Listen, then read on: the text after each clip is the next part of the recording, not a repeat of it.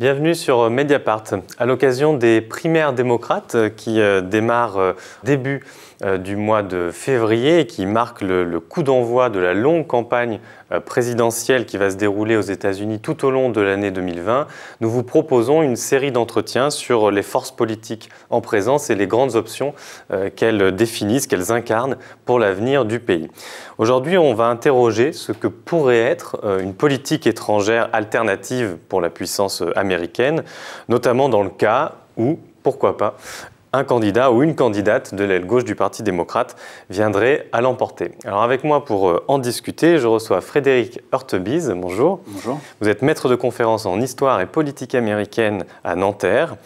Et en face de vous, Maya Candel. Vous êtes chercheuse associée à l'Université Paris 3 Sorbonne Nouvelle. Et vous êtes également l'auteur des États-Unis et le monde, qui est publié chez Perrin. Pour entrer dans le vif du sujet, peut-être le plus facile, c'est de partir de l'actualité récente. Je précise dès maintenant qu'on enregistre le 14 janvier parce qu'il est possible que l'actualité aussi nous dépasse. Mais à l'heure où on se parle, toute la zone Iran-Irak est encore sous le choc de l'assassinat du général Soleimani, qui était un dignitaire important, un général important du régime iranien. Une élimination qui a été assumée publiquement par le président des États-Unis, par Trump. Est-ce que, on a beaucoup parlé de transgression, est-ce que c'est un terme, un vocabulaire qui vous paraît approprié? Est-ce que vous l'interprétez peut-être un peu plus banalement, j'allais dire, comme un signe de ce qu'on appelle la présidence impériale aux États-Unis en matière de politique étrangère? Quelle est votre appréciation de ce qu'on vient de vivre là au tout début de cette année? C'est une élimination ciblée, ça c'est clair. Et le fait est que éliminer un cadre important d'un régime, fût-il ennemi, c'est une transgression. Alors évidemment, les États-Unis avaient désigné, le département d'État américain avait désigné les gardiens de la Révolution, dont Soleimani était le chef, comme une organisation terroriste. C'est ça qui leur permet de dire, ben non, c'est pas une transgression, éliminer des terroristes, c'est ce qu'on fait dans la guerre contre le terrorisme depuis X années, et on n'est pas les seuls à le faire. Mais bien évidemment, quand on connaît l'importance des gardiens de la Révolution au sein du régime iranien, oui, je dirais que c'est une transgression. Et puis après, évidemment, il y a toute la question aussi de la justification. Et on voit que là, la version des autorités américaines change chaque jour. Oui, enfin, la plus récente, celle de Trump qui dit que oui, certes, il y avait un danger imminent, mais que surtout, de toute façon, c'était un bad guy et que de toute façon, ça justifiait qu'on l'éliminât. Un danger imminent qui n'a pas vraiment été voilà, prouvé. Il y a exactement. Très peu d'éléments factuels pour l'étudier. Et en tout cas, c'est ce que semble dire Trump actuellement, voilà, qu'il a été éliminé parce qu'il était une menace générale, mais pas imminente.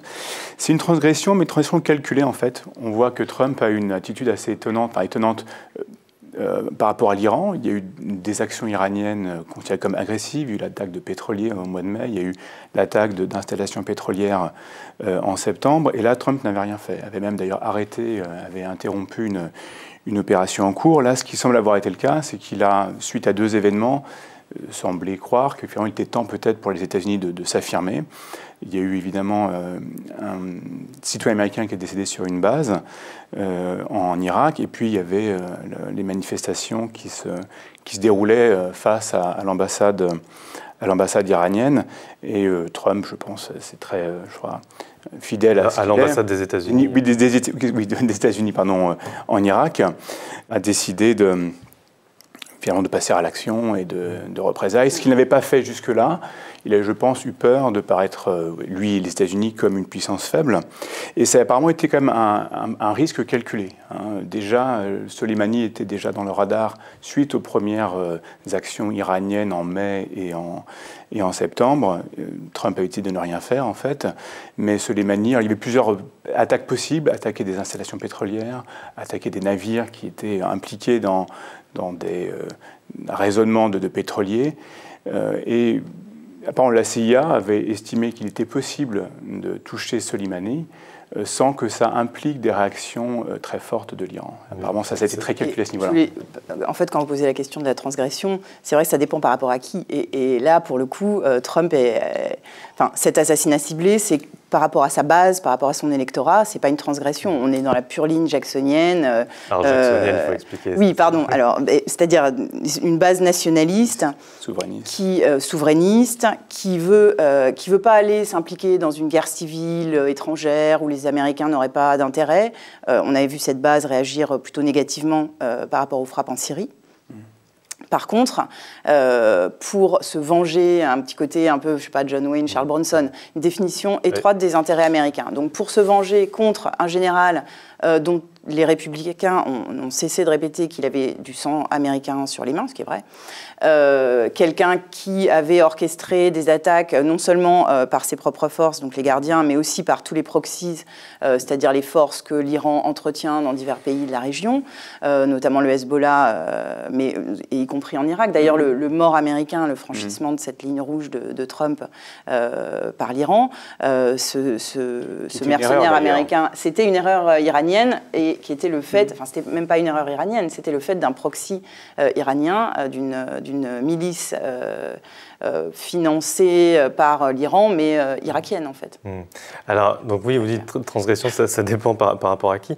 Mais si je commençais par Trump, c'est peut-être parce qu'avant qu'on passe à la gauche, est-ce qu'on n'a pas déjà au pouvoir, à la tête des États-Unis aujourd'hui, déjà une politique alternative, enfin une politique de rupture avec la tradition diplomatique des États-Unis depuis l'ordre de 1945, mais du côté droite cette fois-ci. Frédéric Curtebise, dans un article récemment, vous avez écrit « Durant les primaires, comme après son investiture, Trump a défendu le programme de politique étrangère le plus hétérodoxe, le plus transgressif qui soit, proposant de liquider un demi-siècle de consensus en la matière, c'est-à-dire libre-échange et interventionnisme politique et militaire. » Et vous, Maya Candel, dans une contribution récente dans un ouvrage paru aux presses de Sciences Po, vous dites au fond, après une première année assez chaotique, beaucoup liée au personnage Trump, en fait, oui, il applique ce programme-là qui vise à liquider ce fameux consensus qu'il y avait en matière de politique extérieure des États-Unis. Donc, au fond, on a déjà quelque part une politique de rupture aujourd'hui avec ce président, si on vous comprend bien. Oui, je pense que Frédéric peut répondre aussi, mais oui, clairement, Trump rejette, il a été élu sur cette promesse America First, qui est un rejet des bases de la politique étrangère depuis 1945, et en particulier tout ce qu'on résume par la construction et le soutien par les États-Unis de l'ordre international libéral, donc qui est le choix par la politique étrangère américaine de faire la promotion de la démocratie et d'un modèle économique, modèle de marché après 1945, alors d'abord dans le cadre de la guerre froide, et modèle qui va s'étendre à l'ensemble du monde comme cible après la fin de la guerre froide, puisque là on n'a même plus le rival soviétique. Le rival soviétique, voilà. Et en fait, Trump, quand il est élu, et America First, c'est une manière de dire, finalement, ce modèle, il a fonctionné un temps, mais il ne fonctionne plus pour les Américains. Et il n'est plus, notamment, il n'est plus bénéfique pour les classes moyennes et populaires américaines. Et c'est peut-être là qu'il y a vraiment un lien, parce qu'évidemment, Trump fait cette analyse, il y apporte une réponse. Sanders le rejoint, certains à gauche le rejoignent sur ce constat-là. Exactement, font la même analyse, mais vont apporter une réponse différente. Oui, c'était une des questions que je vous posais, parce qu'il y a un mot qui revient quand on parle de politique étrangère américaine, c'est le mot d'exceptionnalisme. Que les États-Unis ont un sens de leur propre exceptionnalisme qui justifie ensuite cette promotion-là d'une démocratie de marché, démocratie capitaliste, selon comment on appelle les choses. Et au fond, on peut se dire que Sanders, lui aussi, rejette cette forme d'exceptionnalisme qu'il y a eu, même s'il en tire des conclusions totalement différentes, parce qu'elles sont plutôt à gauche, quoi. Oui, alors l'exceptionnalisme, c'est un phénomène qui est très intéressant aux États-Unis. Moi, je tenterais de le diviser en deux parties. Il y a un exceptionnalisme, je dirais, matérialiste, qu'ont analysé les sociologues, les historiens, les politologues, essayer de montrer en quoi les États-Unis sont différents des autres nations. Ce sont les premières colonies devenues indépendantes. C'est une nation où justement les idées marxistes ont assez peu pris par rapport à des pays européens, pays extrêmement puissants, etc. Et puis il y a une version, je dirais, métaphysique, selon laquelle finalement la Providence aurait choisi les États-Unis pour une mission particulière, apporter la paix, la démocratie, le capitalisme. Parfois ce mélange est un petit peu étonnant. Et donc voilà, il y a une mission, pas très longtemps, Bush dans les années 2000 disait « Nous avons reçu une mission par-delà les étoiles d'apporter la paix et la démocratie au monde ». Bon, hein, donc on ne parle pas là des années, d'une période très ancienne, c'est encore récent, et c'est un sentiment qui est encore prégnant chez les Américains, et notamment chez les Républicains. C'est vrai que Trump a été transgressif dans sa campagne 2016 en disant « Ce terme d'exceptionnalisme, je ne l'ai jamais aimé ». Je n'y crois pas. Il y a 3 raisons. Alors, on peut être étonné par ces raisons. La première, c'est que c'est pas très sympa pour les autres pays de dire qu'on est les meilleurs et qu'eux sont nuls.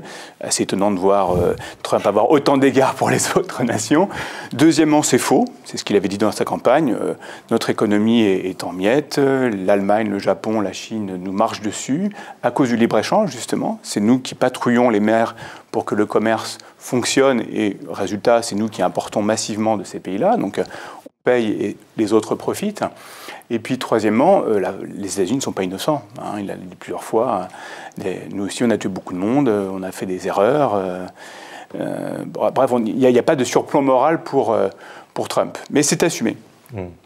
Bernie Sanders, lui, va l'assumer également, les erreurs des États-Unis, mais va les regretter.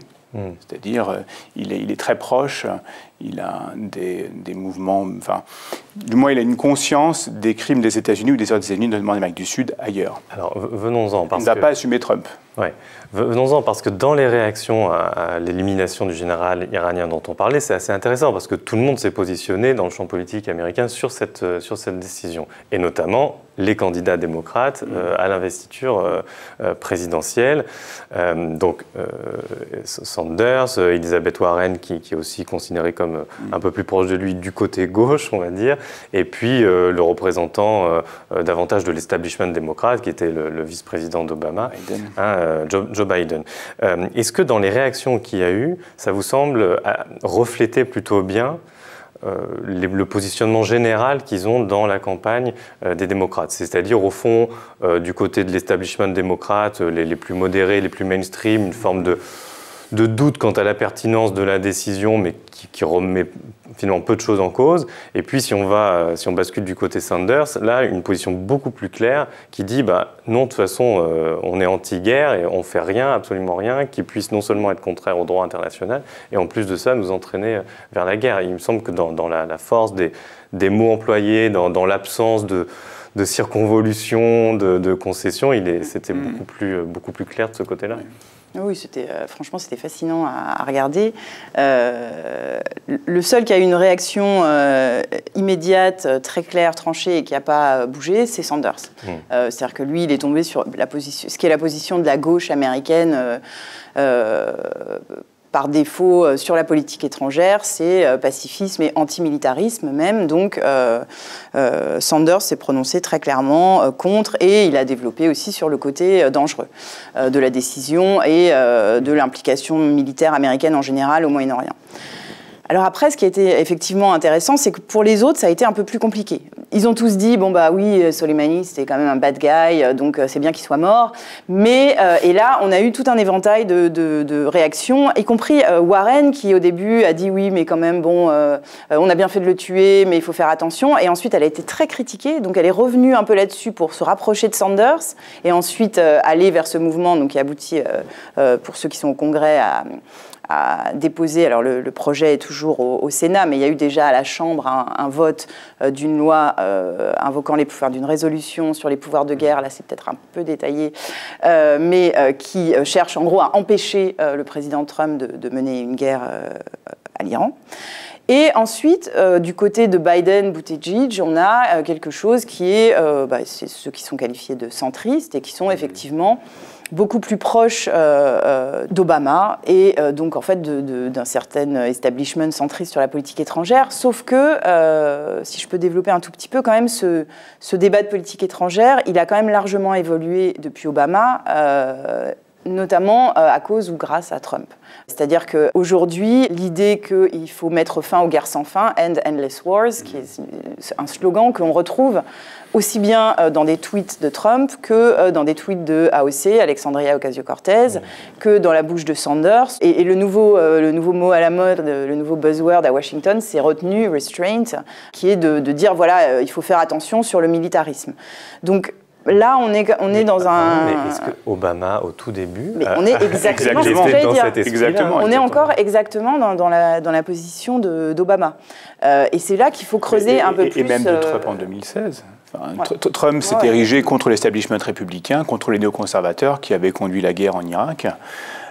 Donc il y a quand même un continuum avec des modes d'application très différents. Entre 2008, Obama qui est élu finalement to end stupid wars, notamment la guerre d'Irak.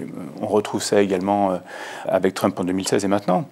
Et c'est vrai que d'ailleurs l'attitude de Trump vis-à-vis de l'Iran reflète un petit peu ça. C'est-à-dire que oui, il y a cette attaque, comme on l'a dit, très transgressive, mais en même temps calculée pour ne pas conduire à un enlisement américain en Iran.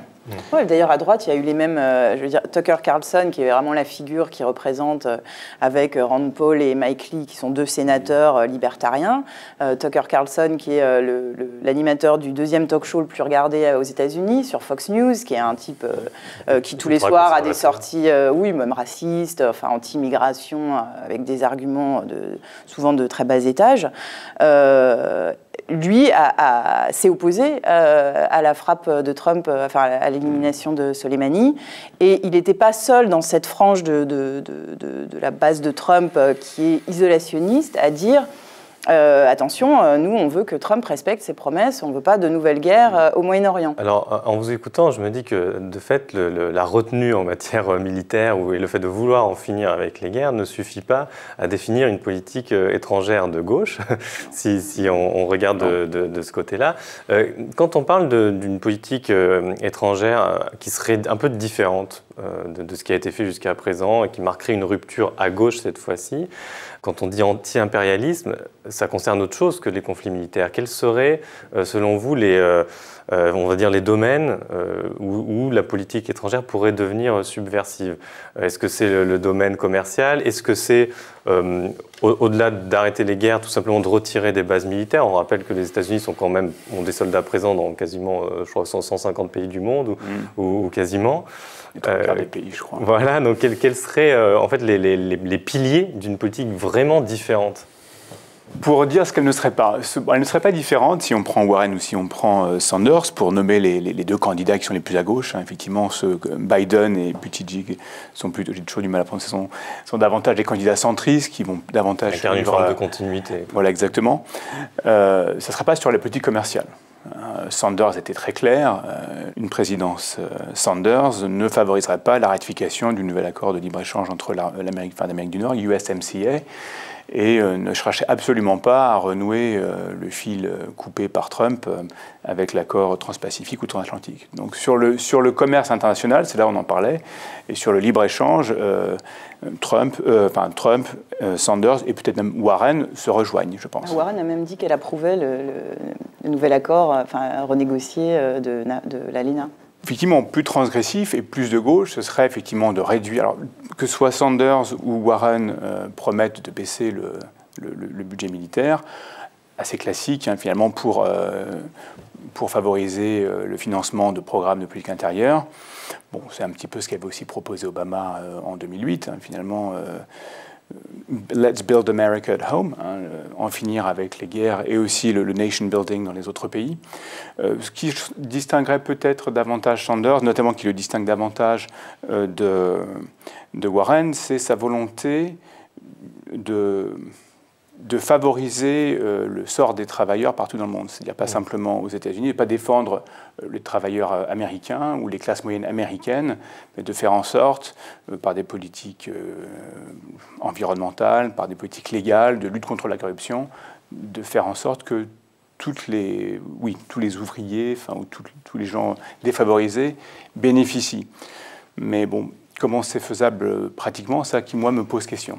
En fait. Et surtout, comment on peut vendre un tel programme si jamais Sanders était désigné le candidat du Parti démocrate, comment il pourra ensuite le vendre au niveau national en novembre? Je vais vous laisser réagir, Marie-Candelle, mais je rajoute une pièce à la liste éventuelle. Est-ce qu'il n'y a quand même pas quelque chose sur les alliances qui seraient très subversifs et sur lesquelles ils sont différemment positionnés les uns les autres, et notamment Warren et Sanders? Bon, il y a les alliances qui sont beaucoup dénoncées avec des régimes criminels réactionnaires comme l'Arabie saoudite, évidemment. évidemment. Et puis, il y a l'alliance avec Israël. Il me semble que Sanders est le seul qui a des paroles assez dures sur Israël, sur le fait qu'il ne respecte pas le droit international, qu'il traite mal les Palestiniens, etc. En 2016, Sanders a repoussé, a franchi toute une série de lignes rouges de la politique américaine. Il a repoussé, vraiment élargi les débats sur tout un tas de questions, principalement intérieures, notamment la santé et un certain nombre d'autres sujets.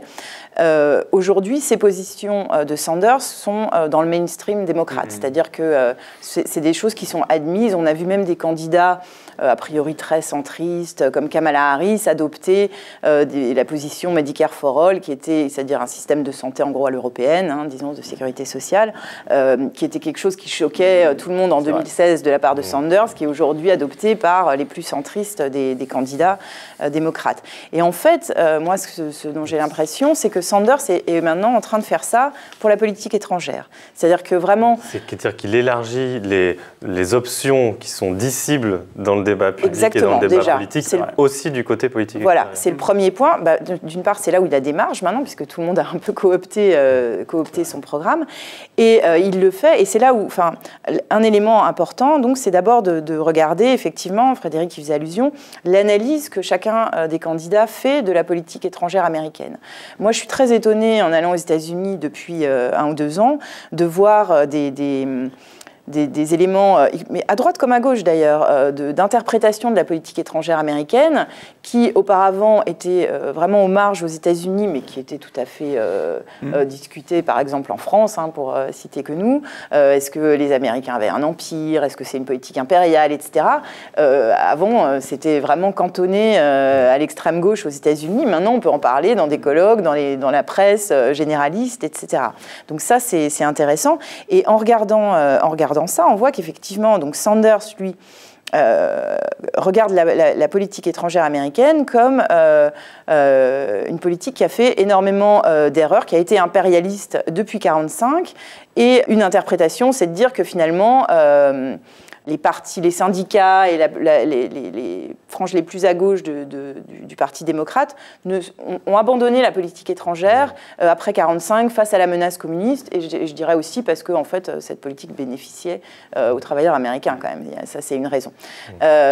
Donc, certains disent qu'il y a eu un retournement avec l'ère néolibérale. Voilà, alors là, on retrouve à l'extérieur Warren. Sert à casser les droits des travailleurs en interne. Exactement. Et là, on retrouve Warren qui, elle, dit que la politique étrangère, elle rejette pas l'ordre libéral international, le fait que les États-Unis aient construit toutes ces institutions internationales et qu'ils en soient le pilier, et y compris les alliances et les alliés. Alors que Sanders, là, il a pas répondu récemment précisément sur l'OTAN, par exemple, mais en 2016, il disait la même chose que Trump.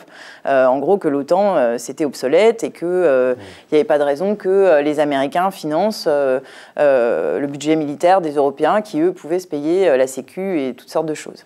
Donc, Sanders semble être en train d'évoluer là-dessus. Warren, elle a bâti toute sa politique étrangère, pour l'instant, elle est quand même surtout économique et commerciale, sur une critique de l'évolution depuis les années Reagan-Thatcher, en gros, enfin Reagan pour les États-Unis, et du néolibéralisme, en disant que finalement les pouvoirs a été confisqués par une élite qui a négocié que pour les multinationales et les plus riches. Frédéric Curteby, est-ce qu'on ne retrouve pas là, dans ce que nous dit Maïa Candel, cette façon peut-être un peu nouvelle de déghettoiser la politique extérieure, en fait, qui jusqu'à présent était... C'est pour ça qu'on disait, après tout, les Américains s'en foutent, ils votent que sur des enjeux intérieurs, et peut-être que là, à droite comme à gauche, il y a ce réflexe de dire que les deux sont plus liés qu'on ne le croyait. Et dans les appels qui sont faits, que ce soit pour défendre les travailleurs ou pour dire America First, à chaque fois, il y a une connexion qui est faite entre ce que font les États-Unis à l'extérieur et ce qu'ils font à l'intérieur. Moi, je ne suis pas si sûr que les Américains se fichent de la politique étrangère. Quand on voit les candidats à différentes élections, c'est rarement sur les questions de politique étrangère que les candidats gagnent, mais ça peut être un élément sur lequel ils perdent. S'ils apparaissent trop faibles, ou je ne sais pas moi, en tout cas on peut perdre une élection ou du moins une nomination à un parti, à la tête d'un parti sur ces questions-là. C'était le cas il y a quelques années, il y a 4 ans, avec Ben Carson, avait vraiment montré qu'il n'y connaissait absolument rien et ça l'avait vraiment décrédibilisé. C'était un républicain. Voilà, c'est ça. C'était lors de la primaire républicaine en 2016. Et oui, comme vous le dites et comme Maïa l'a dit, effectivement, il y a des tabous, il y a des sujets qui étaient tabous qui ne le sont plus. Et Israël, effectivement, je pense que Sanders est en pointe sur ce dossier-là. Il était absolument inconcevable de dire du mal d'Israël.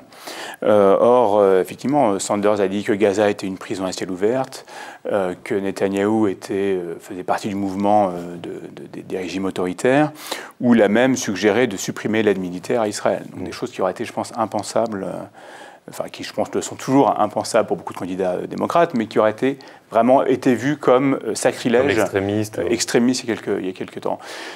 Warren ne va pas aussi loin, mais elle le suit un petit peu. Si on voit les dernières colonisations, projets d'implantation israélienne dans les territoires occupés, Biden et Buttigieg condamnent, mais ne vont pas dire que c'est illégal, alors que Warren et Sanders, eux, vont jusqu'à dire que ces implantations sont illégales. Donc oui, il y a des tabous qui sont tombés, comme sur la politique intérieure, je suis tout à fait d'accord, en politique étrangère. Une question pour vous deux, pour faire un peu de politique fiction. Je sais qu'on n'aime pas trop ça dans la recherche, mais si, à partir de ce qu'on sait quand même du fonctionnement de la politique étrangère américaine, les circuits de décision et les influences sur cette politique, imaginons une Warren, ou allons jusqu'à imaginer un Sanders, qui arrive à la Maison-Blanche. Et qui veut justement remettre en cause toute une série d'alliances, se battre pour les droits des travailleurs partout dans le monde, etc. etc. Quelle force il a face à lui? Est-ce que, à supposer même qu'il soit élu, quelle résistance il aurait? On parle beaucoup pour les États-Unis du fameux complexe militaro-industriel. Est-ce que c'est ça l'obstacle? Est-ce que l'obstacle il sera plutôt peut-être dans son congrès où il n'aura peut-être pas tous les députés de son côté? À votre avis, quels sont les... si on devait faire une hiérarchie en fait, des pôles de résistance, qui seront sans doute très très forts, quelle serait cette hiérarchie? La réponse à cette question a changé depuis Trump, parce que premier point, c'est quand même de dire que le président américain a énormément de pouvoir en politique étrangère, et chaque nouveau président semble annexer de nouveaux pans de pouvoir. C'est peut-être le domaine où il a le plus de pouvoir. C'est clairement le domaine où il a le plus de pouvoir, beaucoup plus qu'en politique intérieure, parce qu'il faut passer par des lois, et donc là, le Congrès est indispensable. On dit souvent, le président américain, il ne peut rien faire en politique intérieure sans le Congrès, et en politique étrangère, il fait ce qu'il veut jusqu'à ce que le Congrès l'en empêche. Le problème, c'est qu'on a vu avec Trump que, d'une part, il y a une extrême polarisation et qui fait qu'on n'a plus vraiment de débat serein, même en politique étrangère, et on a des réflexes de tribalisme, des réflexes partisans très très forts. Et puis, en plus, le Congrès a lâché encore plus de prérogatives. Alors, il y a un certain nombre de domaines qui sont encore dans les tribunaux, donc ça, on verra. Mais en matière de politique étrangère, voilà, Trump a montré que finalement, il arrivait quand même à faire relativement ce qu'il voulait, avec deux limites. La première limite, elle est venue quand même du Congrès. Par exemple, depuis 3 ans, il essaye de diminuer de plus du tiers le budget de la diplomatie. Le budget, c'est quand même une prérogative du Congrès, et le Congrès ne l'a pas laissé faire. Il a maintenu un budget du département d'État équivalent. Donc, voilà, il y a quand même ça. L'autre limite, c'est tout simplement, alors là, il y a une espèce de proverbe américain qui dit « personnel is policy », c'est les gens qui font la politique. Et là, on voit autour de Trump, en fait, un des problèmes qu'il a eu au début, c'est qu'il a nommé des gens qui ne voulaient pas mettre en œuvre la politique qu'il voulait mettre en œuvre. Et là, maintenant, on voit ça encore maintenant, finalement. Ça fait 2 fois qu'il annonce le retrait des troupes américaines de Syrie. Ça fait 2 fois que le Pentagone parvient à faire en sorte qu'il reste des troupes américaines en Syrie. Alors, Trump est persuadé qu'elles sont là pour surveiller et prendre le pétrole.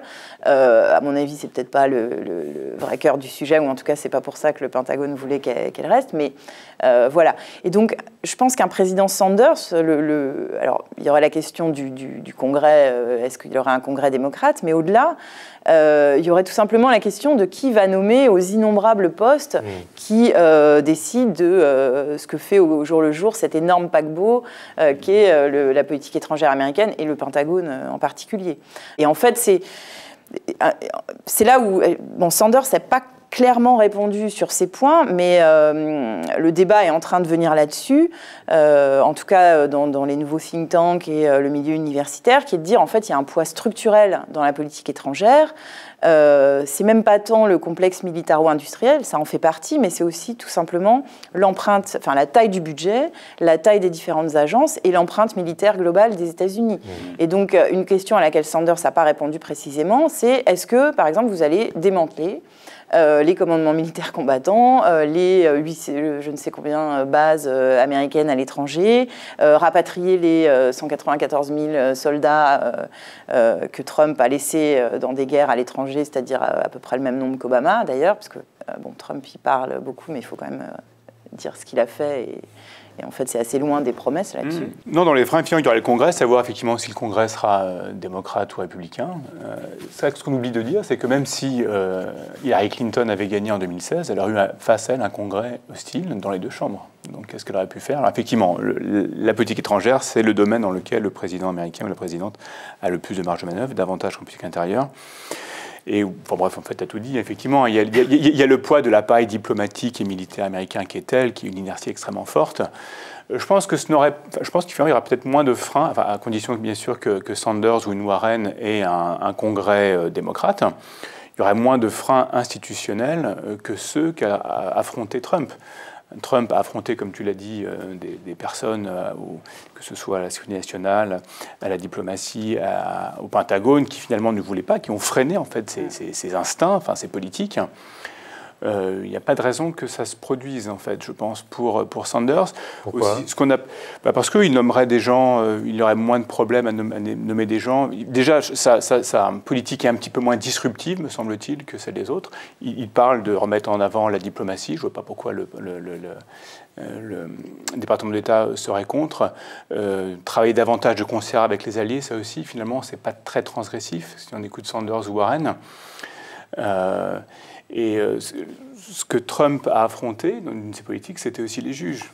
Lors de sa politique migratoire, notamment, je vois mal finalement Sanders se mettre dans une situation où même il pourrait affronter l'opposition ou du moins la résistance du pouvoir judiciaire. On va terminer peut-être là-dessus. La résistance viendrait davantage des milieux d'affaires, et là on retrouverait le lien politique intérieur, politique extérieure, c'est-à-dire tous les milieux qui ont peut-être intérêt à la poursuite d'un certain statu quo et qui verraient ce statu quo un peu bousculé par un Sanders. C'est le lien que vous vouliez faire. Je vous laisse terminer là-dessus sur le Green New Deal. Est-ce que vous insistez beaucoup dans votre livre sur le fait qu'au fond une politique étrangère elle est tout le temps liée à une redéfinition de l'identité américaine? Est-ce que pour vous le Green New Deal, qui est ce grand projet de transformation écologiste et sociale, voire socialiste pour certains, qui est défendu notamment par Sanders et puis par Ocasio-Cortez derrière lui, est-ce que c'est une façon de redéfinir l'identité américaine qui peut aussi aider à redéfinir une politique extérieure? Alors, si je pars sur l'identité américaine, ça va être peut-être un peu long, mais je voudrais quand même dire un mot sur le Green New Deal, parce que, en fait, ce que je trouve intéressant quand on regarde donc, les positions et le débat évoluent sans arrêt chez les démocrates. Et en fait, il y a un an, Sanders et Warren étaient sur un positionnement très proche sur la politique étrangère on est un axe démocratique, on veut lutter contre les inégalités, contre un axe autoritaire, corrompu, etc. Et Warren est toujours là-dessus. Le point cardinal de sa politique étrangère, c'est la lutte contre la corruption. C'est pratique parce que ça permet d'attaquer Trump en même temps, voilà.